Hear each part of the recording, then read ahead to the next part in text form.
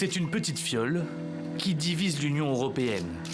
En quelques jours, près de 20 pays de l'UE ont suspendu les injections de ce vaccin, AstraZeneca.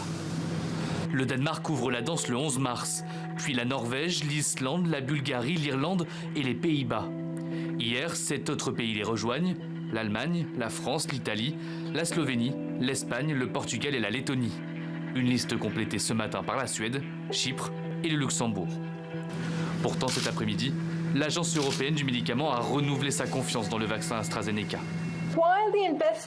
Bien que l'enquête soit en cours, nous sommes actuellement toujours fermement convaincus que les avantages du vaccin AstraZeneca dans la prévention du Covid-19, avec son risque associé d'hospitalisation et de décès, l'emportent sur le risque de ses effets secondaires.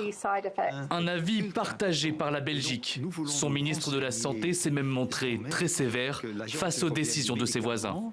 Arrêter cette campagne de vaccination en sachant qu'il y a tellement de circulation du virus, ça serait irresponsable parce que c'est une protection sûre et efficace contre cette maladie.